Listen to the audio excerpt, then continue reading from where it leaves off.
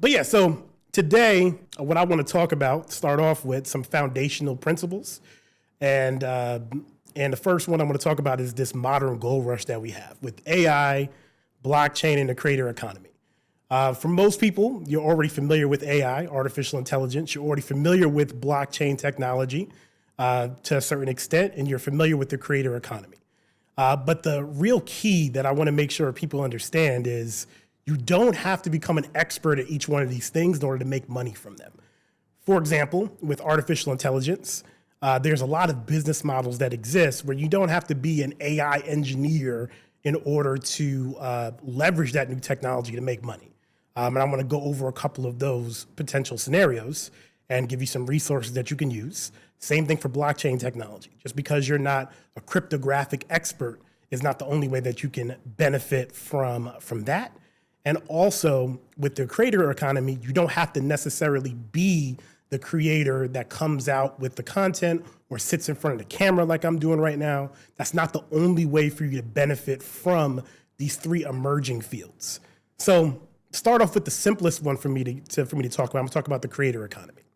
And essentially all that is in this new world that we have, thanks to platforms like YouTube, platforms like Twitch, platforms like Gumroad and all these other platforms, you have the ability for the first time as a creator, over the last decade or so, and it's getting more and more prevalent, to be able to directly communicate with your audience and own your audience. Back in the day, if you were, let's say, a creative, and the only way for you to kind of maximize that was you had to go through a third party to get access to audiences.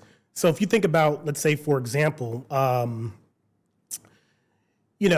movie industry, Hollywood, in order for you to use your creative talents and leverage that, leverage Hollywood, you had to go through a gatekeeper, you had to become an actor, you had to be star in a film, you had to do all these different things in order for you to actually get in front of the audience that film studio had, et cetera, because just the way the technology worked.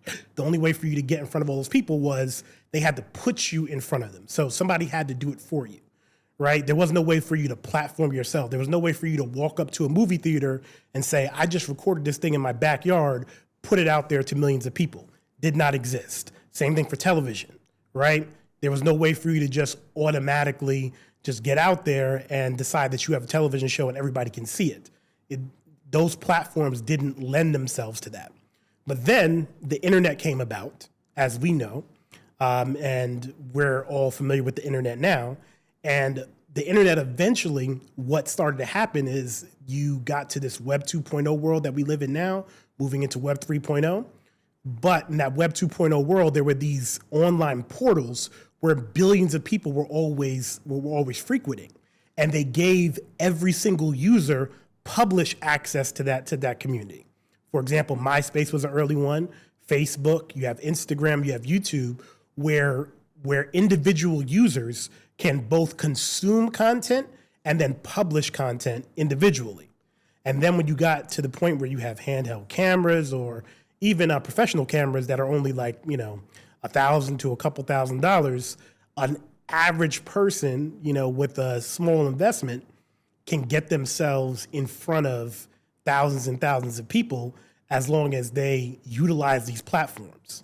The only problem with that model is that the audience is actually truly controlled by whoever runs the platform. So for example, YouTube, owned by Google, right? If Google decides they don't like you anymore, they can decide to no longer show your content to their people. You have to follow their rules, their procedures, et cetera, for you to be in front of that and be in front of that audience. So you don't truly own that audience. Same thing with TikTok or other ones like Facebook, et cetera, that we spoke about. That particular people that run those companies control the flow of that content, right? But with the emergence of Web 3.0 and some of these other platforms that actually give you complete control, you can actually take control of your community yourself and actually publish content directly to your audience as long as you have access to them. And some early ways of doing that was, generating an email list or doing these things or creating your own website, which all this stuff starts to become more and more possible with the emergence of Web 3.0 technology.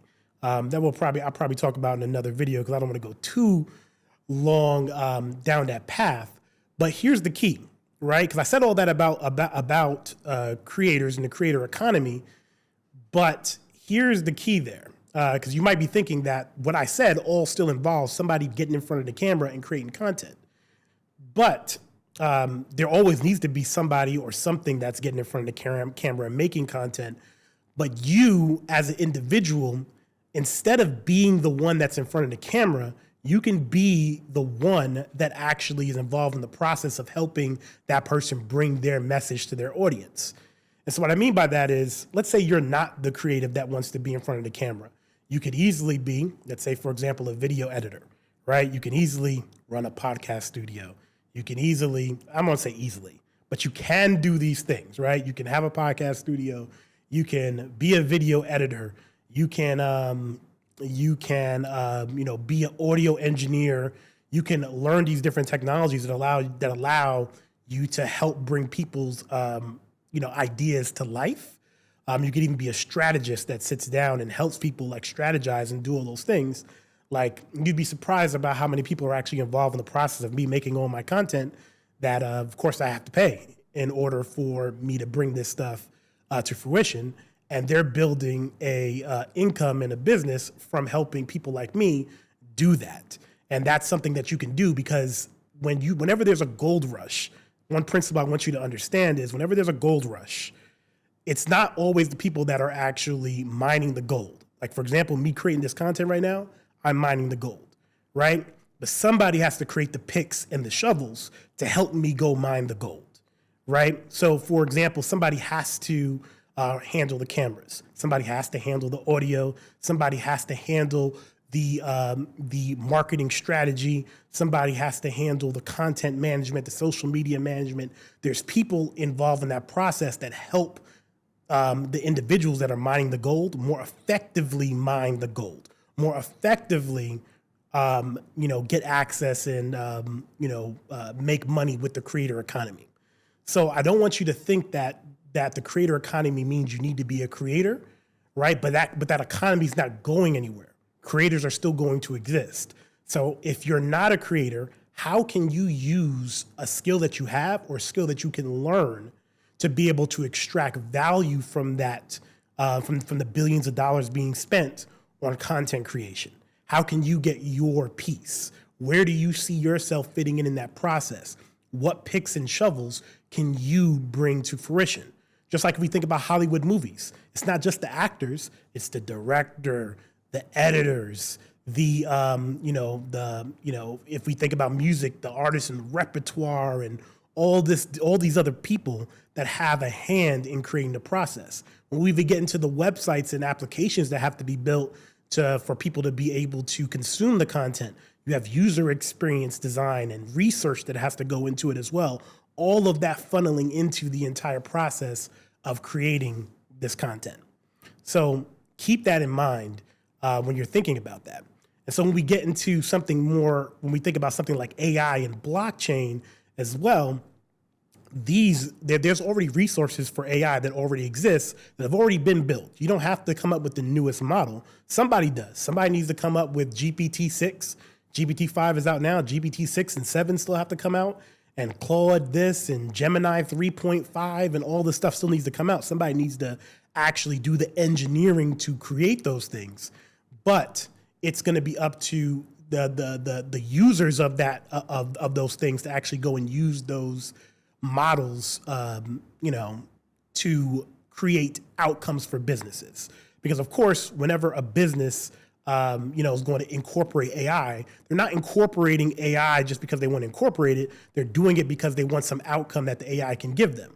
So you can take those resources that exist that people have already made, and you can strategically apply those tools to make make businesses get some type of outcome, whether it's saving them time, making them money, expanding them into other industries, et cetera, all by leveraging those AI tools. And you could be the bridge in between doing that. And some people call that AI arbitrage, because you're not actually building anything for people. You are learning the tools, right? And then you are charging a service fee to use those tools for those individuals, right? And even somebody like myself that knows how to use a lot of these tools, right, or has done editing or stuff like that in the past, if you are focused on you can't ever, as a business owner, focus on every part of your business. If you try to do that, you probably won't make too much success. And that's, being a control freak normally doesn't really get you anywhere unless you are a specialist. If you're specializing in something, being a control freak and being super focused is a benefit, right? But when you're trying to build a whole business that has to use a lot of different things, it's probably best that you delegate some of those tasks to other people, even though you're going to have to pay them to do so. You just need to make enough money from your business. And you have to get to your unit economics and things like that. You have to make sure that what you're doing essentially makes enough money that you can handle those things. So as you scale and you create more value, you can share more of that value with team members and stuff like that as you bring them on, so that you can expand your offerings and do more things, right? So keep all that in mind. That's the position that you want to have. So with this being the new gold rush, right? AI, blockchain, creator economy, you have to think, are you mining or are you selling the shovels? And it's fine to be a miner. It's fine to be the one that's creating the content, doing the things, making the AI models we need people to do those things, right? But there's so much opportunity in actually providing the picks and the shovels and providing the strategy and making the connections that still needs to happen. And if you are able to find your place there, you can be very, very, very successful. So keep all that in mind.